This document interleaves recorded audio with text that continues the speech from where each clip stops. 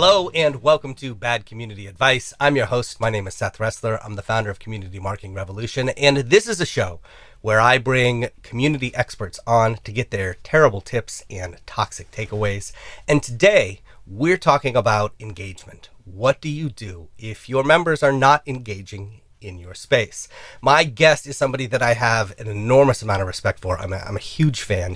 She is an author, an entrepreneur, and a strategist whose work is dedicated to community and belonging. As the founder of the CMJ Group, she has worked with organizations including the American Medical Association, Patreon, Microsoft, and many more. She was the co-founder and COO of CMX Media, which produced forums, events, and content for community builders all over the world. And she co-wrote the book, Building Brand Communities: How Organizations Succeed by Creating Belonging, with Charles Vogel. That book won a gold medal from the Axiom Business Book Awards in 2020. Please welcome Carrie Melissa Jones. Hi, Carrie. How are you?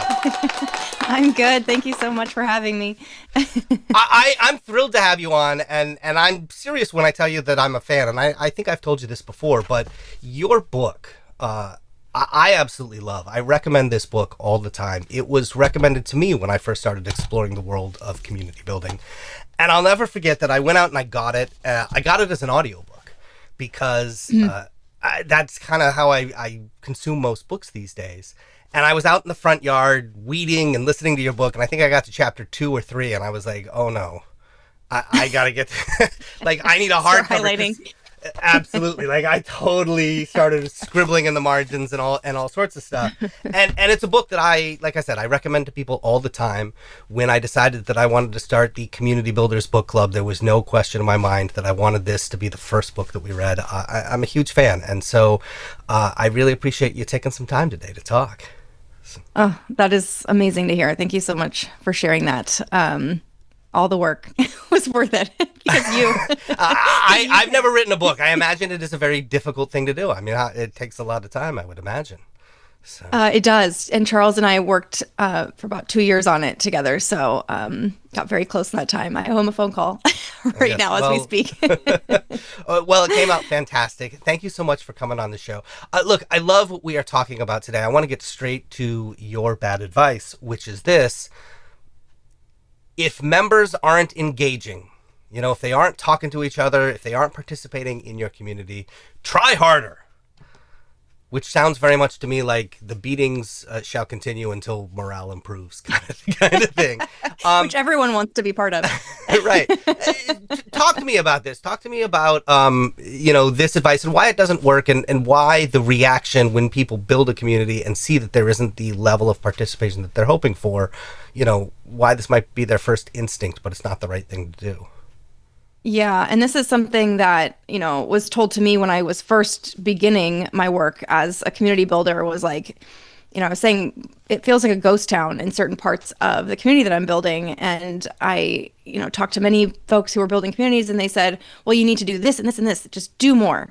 And so what I realized is, 15 plus years later, is that me doing more never actually helped increase engagement over the long term. It might have created some small incremental wins in the very, very short term, but actually what it led to was my burnout.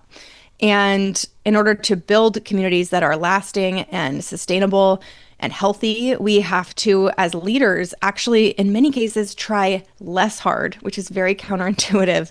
But we have to focus our trying in certain areas versus just going all in on what many folks will call engagement hacks. That's not how we want to be spending our time and our energy. So it's bad advice because it's going to lead to burnout and it's not going to create an actual healthy community. It's going to scratch the immediate itch and then leave you completely exhausted. So let's get specific here about those engagement hacks that people are going to be tempted to do. What are the things that people usually try to do, in that situation, and why is that not going to work? So it's things like, how do we get people to, if you hear people using this kind of language, already this is something they're trying as like an engagement tactic. It's about getting people to talk to each other. And so the lowest hanging fruit around that is typically things like you'll hear people say, oh, we should just post a bunch of memes, or, ask them to share pictures of their pets, or just random stuff, or ask or post things in there that are essentially going to be engagement bait or rage bait. These are terms that are now very, very common in just social media at large. But engagement bait, like a lot of this language came from forums and online communities where you just post something just to get people upset and angry. And it creates a toxic culture when we do that. So it's really actually dangerous to do it. But people are trying to just get this quick win, and it creates a lot of damage in the long term. I would imagine that one of the other things that people try to do quite often is things like gamification, where Yes. you're assigning points for people who to participate and Yes. stuff like that. Yeah. Yes, like I, I'm talking right now to an entrepreneur who says, like, he's a community of legal professionals. They're very competitive with one another, and in order to get them to engage, his first thought, he's not a community expert. His first thought is, let's just gamify everything and give them a point for every time they do this and that and the next thing, and that's something completely different. You're trying to engineer their behavior there. You're actually not creating a healthy culture. so if you shouldn't do these things, what should you do? Because I understand that, yeah, well, I just do nothing. Seems like a weird answer. That's not the answer. So we must be doing something. Yeah. What exactly should we be doing in these situations? So the thing that I am constantly telling people to do is invest in a strong core of co-leaders in their community. It is not about creating engagement and virality. It's about creating a strong core, meaning between 4 to 20% of your total membership. It can be just a very small number of folks who you're building deep relationships with, and they become the stewards of engagement. So you can then work with them and say, what are the conversations we need to be having right now? What do you see that's going really well in the community, which we do more of? And then maybe even I will host those conversations or host those gatherings, or maybe you will. Maybe you'll do it together. And then creating this culture and system that is not totally reliant on you as the leader. And so that's the kind of work that needs to be done. And it is a lot slower in the short term, but in the long term means that you can actually grow and create something that is not going to be so fragile and dependent on you. Yeah. So you mean identify sort of the champions, the people who are naturally inclined to participate, who are already there, and maybe and focus on them and cultivate them a bit. Yep. I guess And one of the things yeah, we should point out is that not everybody in a community is going to be like there's always going to be lurkers. Not everybody is going always. to participate, and that's okay, right? I mean, at what point do you look at lack of engagement and say this is normal? And at what point do you look at a lack of engagement and go, this is a problem and we need to address it? Yeah. So if I'm looking at like community metrics, and I see that the membership is that there's a very low volume of conversations in total, or if I see that their like monthly active members is below that 20% threshold, that's when I start to say, not let's throw some engagement hacks at it, let's try harder, but instead, one, let's invest. Who is that strong core? Have we built those relationships yet? And then we have to go back to what are we really doing here? And what is our ultimate goal? And how do we think we're going to achieve it? And then design programs and conversations around that really strategically and intentionally. So it's not about trying harder, it's about being more effective. And I think we often confuse effort with effectiveness, and they are not the same thing. So yeah, it's all about looking at the data and then being really strategic about who we're talking to, and then being strategic about what kinds of conversations we're going to steward from there. And that's different in every community. Got it. So talk to me about cultivating this core. You identify these people who are really passionate. They're really, and you say it's slower to engage them. Can you give me an example of a type of community and what you might do to then go engage those people? Yeah. So for example, I mean, our team did some research in 2024 looking at some of the drivers of belonging in a community of about 5,000 different people. And what we learn in that community is that actually the culture and the peer relationships were more important than anything that the leader did. But that doesn't mean that the leader's role is not important. So the leader in that case is modeling to others what is important to do. So when we're talking about building a strong core for them, it looked like actually looking at who was for them. They had a lot of volunteer programs. They have a lot of volunteer programs. They have actually a digital community that's quite active. And so first thing that they have to do is look at who is showing up for these things and do they have enough structure and support. So one very concrete example for them is they had like a welcoming committee. It's like a rotating group of folks for their in-person gatherings, who stand at the entryway of the gathering space and welcome people, shake hands, say hello by name, remember people's names as folks enter the space. And so some of these people were, actually all of them were doing it based on just seeing what the leader had been doing and then just kind of learning by feel. And so we said, what if we actually systematize this and give them the tools that they need, tell them what success and what a really great welcome actually looks like in our community. And then we can start to bring on more people to do this, because it's not just like a, if you have it, you have it. If you don't, you don't kind of a thing. And then we can train folks and then we can grow the program from there. And that welcoming experience, by the way, we heard was one of the most transformative experiences, especially for new members within their first year of membership, because they immediately felt like they belonged there. And so investing in that core program was really important. Now, that is just one example of many programs that they were investing in, but that is how you can start to think about, okay, we can increase engagement here, not by doing more, but by resourcing the folks who want to be generous. They want to help and they want to be part of stewarding this culture with us. You know, I work with a lot of content creators. And I think one of the things that is so different when you are coming from that world of content creation is that you're used to the if I build it, you know, they will come mentality. Like if I'm putting together a podcast or I'm writing a novel or I'm filming a Hollywood blockbuster, I have total control over the thing. And then we hit publish and the thing goes into the public and I don't touch it anymore. It's in there. Yeah, no. And that's very much not what community is, right? I mean, community is something where you're very much doing it with other people. And I think especially people who are used to building audiences or coming from that content creation mindset feel like they're the engine. They have to drive everything. And if they stop, the whole thing stops, and are not used to this idea that other people can step up and can do stuff. And it can, you know, they can contribute. Not only do they want to. They want to. Yes. Right. So you just got to figure out who to ask. If you can identify those people and figure out what they want to do, they will contribute quite a bit. So. Yes. People are looking for ways to be generous. And if you give them that opportunity and give them a really clear way to do it, then that's a gift that you are giving them. You're not just asking them to do things for you.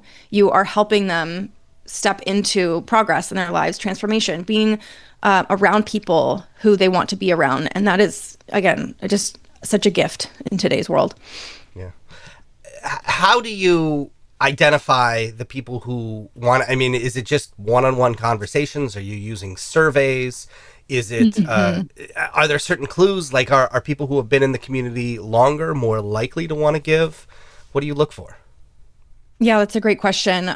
There's a variety of ways you can do it. I think the best way to do it is to look around at who is already doing the things that you are hoping folks will do. So in the example that I shared, it's like, who is already doing a great job of welcoming folks to our gatherings, or who is kind of on the edge and seems like they want to be more involved, but just needs more support, permission, resources, all of that.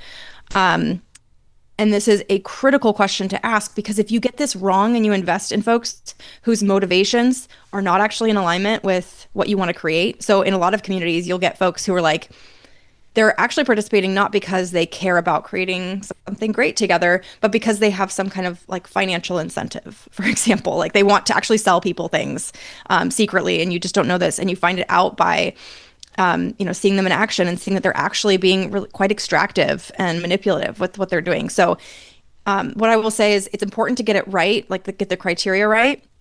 But also one of the only ways to really pressure test this, as with most things like hiring folks, is like, we've got to see them in action. And then we have to move swiftly with clear guidelines to say, this person is actually not acting in the community's best interest. We actually need to remove them. And that is a whole other conversation about what to do during times of conflict. So let's say you identify these people who are already showing signs of contributing. What's the ask? And I realize that there may not be one simple answer here, but do you go to them and say, hey, I want you to do X? Or do you go to them and you say, hey, what do you want to do? Or I don't know, how do you phrase that conversation? What's important is that it is a conversation. It is not just okay, I've seen this person doing this thing now, and I'm going to go tell them what they should do next. In all things, especially in investing in a strong core community, it is about relational. It's a relational investment. It's about relational health. And so the best way to have that conversation is to start the conversation more with just checking in with them as a human being and seeing how they're doing and seeing what their goals are in that period of time and catching up with them. And then you can share, we are having this challenge in our community. I've seen you doing this around it. Is this something you would like to keep doing? And do you have any ideas for how we can do it better? Because that's where the really good stuff will come from, because they likely do have ideas. Typically, if we ask them what they want to do, they will not have a good answer to that question. But if you ask them for ideas for how we could do better, then you can take those ideas and say, okay, now how can I ask and task from here? And then you can follow up with them and others and say, hey, this is what we've heard from our conversations, and therefore here's what we're going to be asking you to do, versus just getting on a call and saying, hey, you signed up for this, here's what you need to do.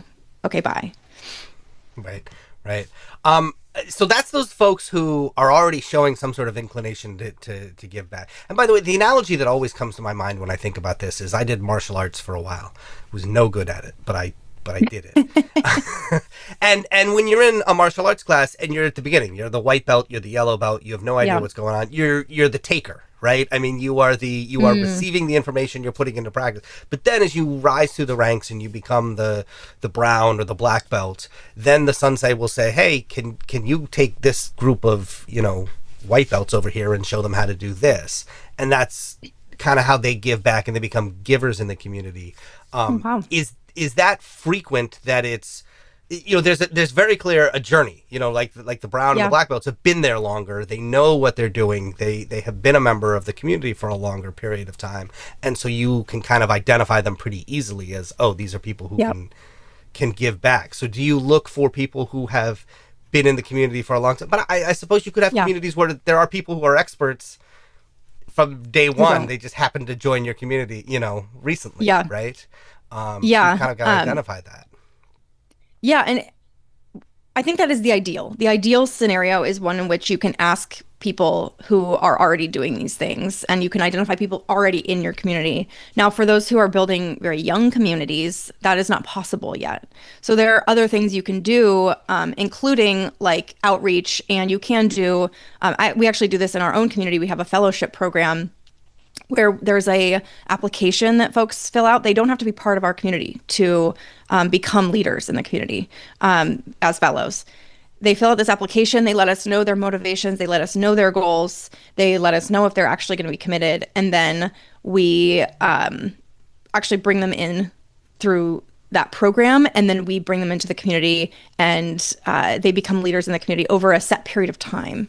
So that's one way to kind of, I'll just say, engineer this kind of core without having strong leadership already in place. Because that's a challenge that a lot of folks listening to this might have, is like, well, I actually don't have anybody stepping up right now. So how would I know to begin? So you can do that.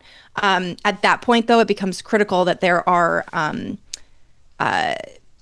things in place where you can say, this is actually not working out, and we can move really quickly. And that's why I have the time-bound nature of the fellowship, because it goes through 6-month cycles. We're actually going to be shortening that so that we can move quickly and find the folks who are really, really committed, not just saying they're committed, but really committed. We can see it in action.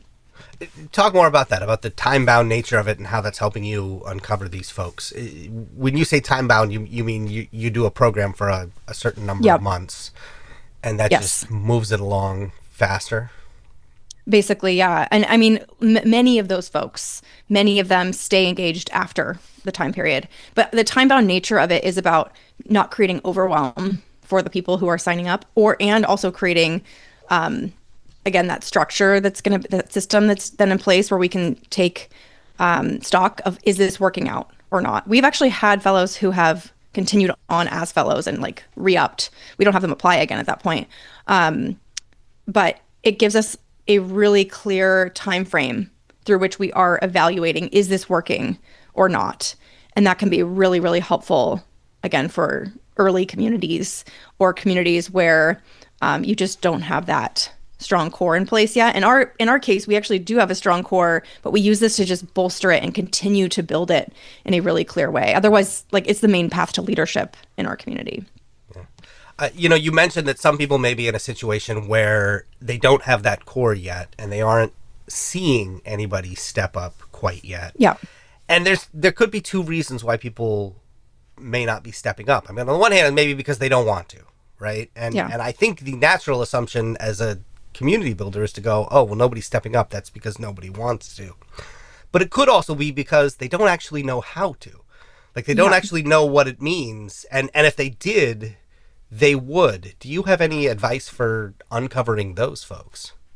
Mm-hmm. That's absolutely true. And I would say in most communities that are doing things thoughtfully, that is the case. That people do actually, they would step up into leadership positions with more structure in place.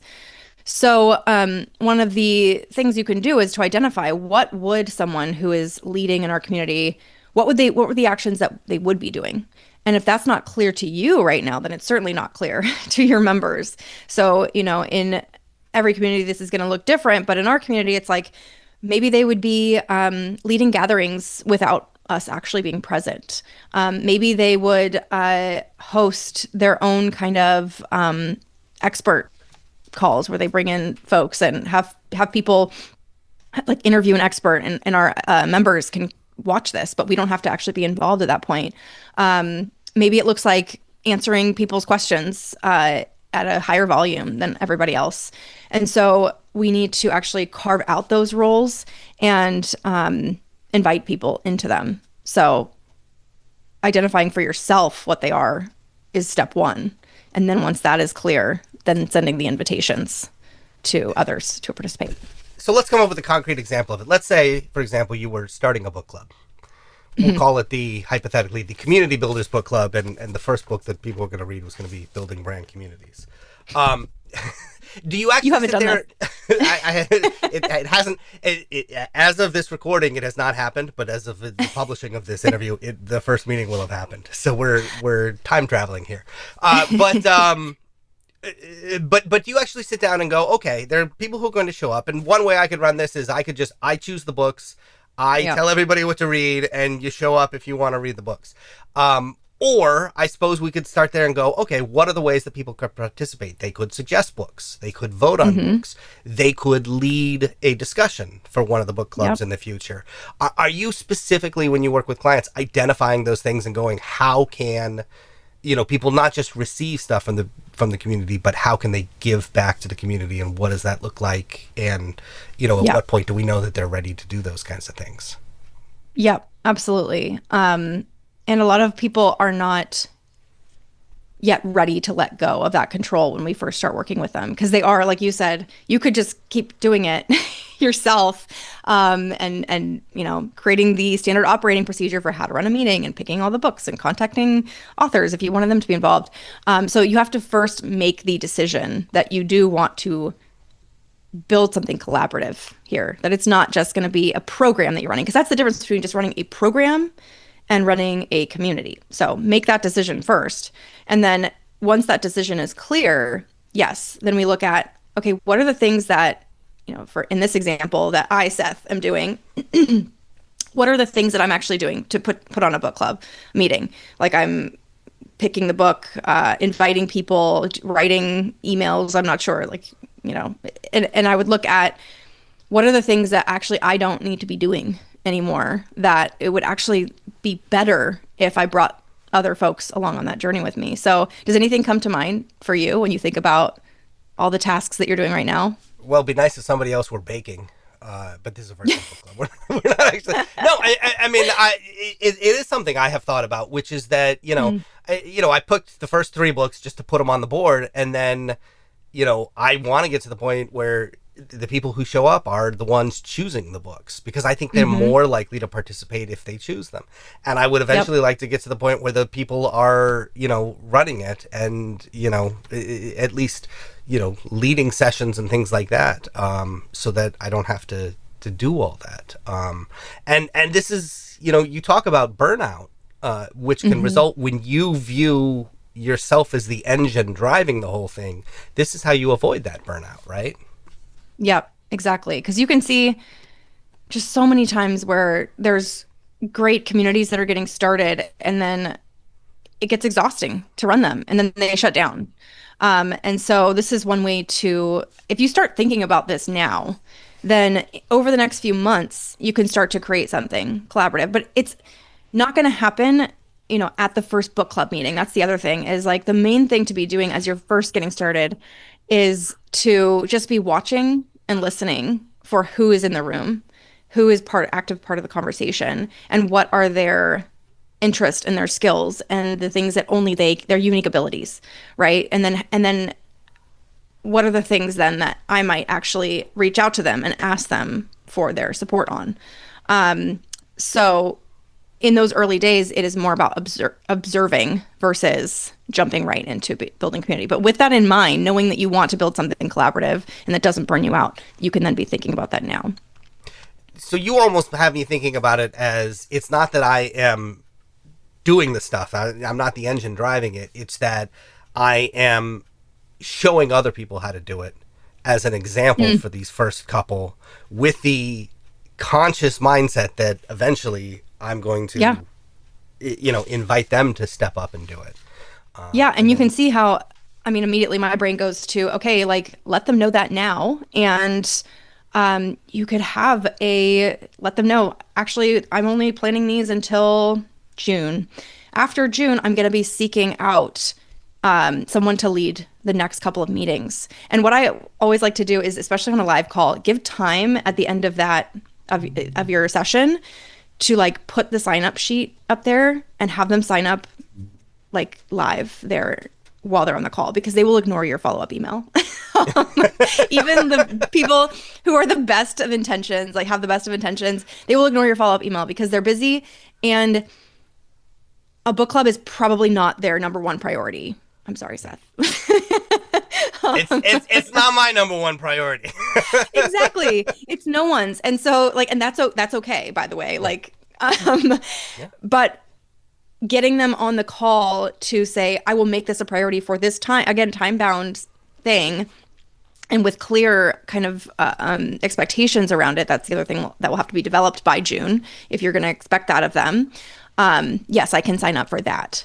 And so that's how I would suggest doing it, and just kind of planting the seed now and then bringing it up later on once it's really clear what you need support on.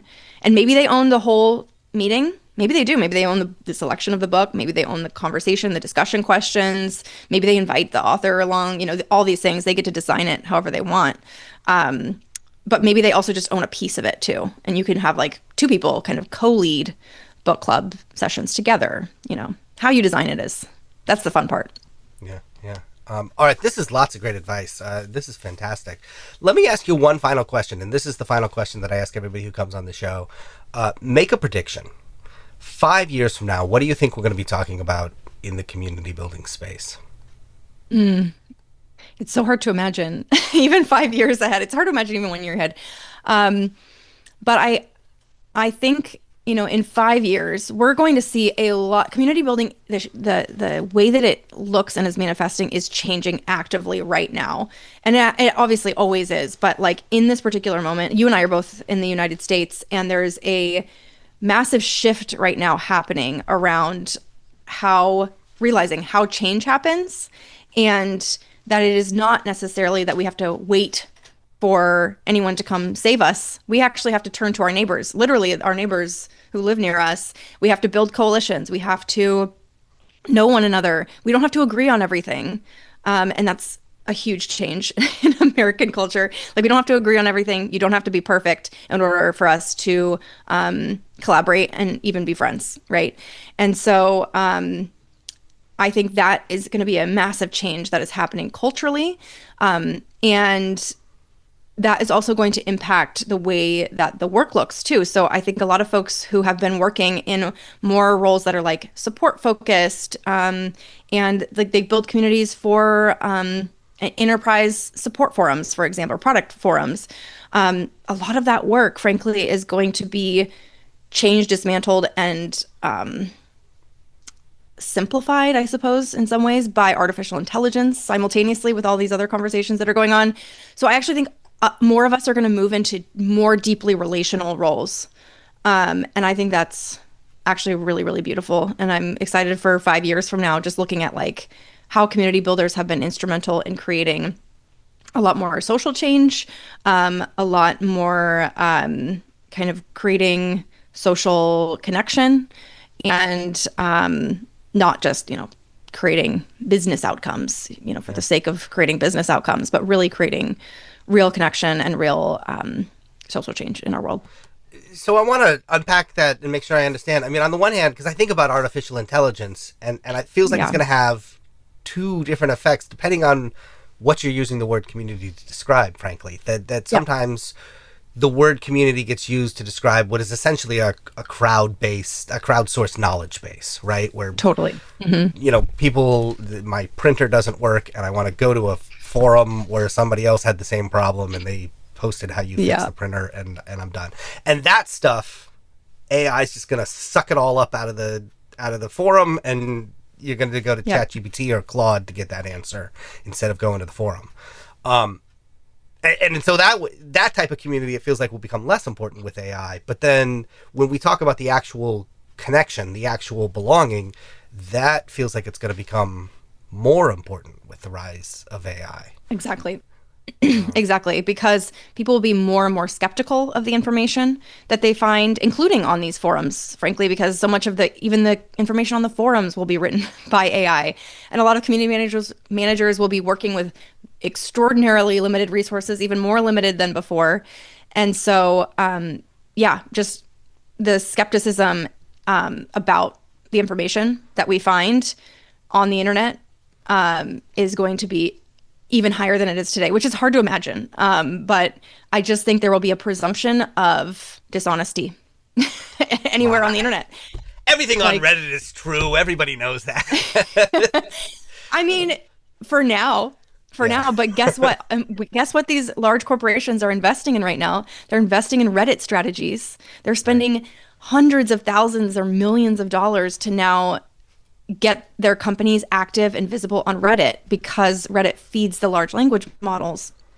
And so Reddit has been this kind of, it historically was like this kind of, I won't call it a safe space because in no way is Reddit a safe space, but like a place that was like not commercial. Very few companies invested in it commercially. Now they're all investing in it. And so that, I don't know if I can swear on this podcast, but Casey Newton calls this the enshittification of the internet. And I just think that's what's going to happen. We're just going to see these like self-reinforcing loops, and people will be looking outside of these kind of forums for the actual truth. And this is also reflected in larger scale data like the Edelman Trust Barometer, which is updated every year.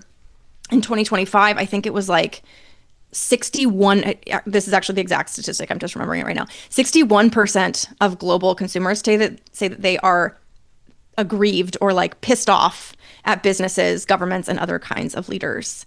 And so trust is just at this horrible place. And I think it's just going to get worse over the next 5 years, except in interpersonal relationships and small groups and places where you really like feel like there is a leader and leaders that you can trust. And those spaces will be few and far between, but those spaces will be the spaces of power. And so they'll be stewarded by community builders. All right, there it is. Community builders of the future. So, Carrie Melissa Jones, thank you so much for coming on. Again, I'm a huge fan. If people want to find out more about your work, they can go to your website, carriemelissajones.com. Definitely, if you haven't read the book, please read the book. It is absolutely fantastic. Thank you. I really appreciate the time. I'm so glad to be here. I'm a big fan of you as well, Seth, so I really appreciate it.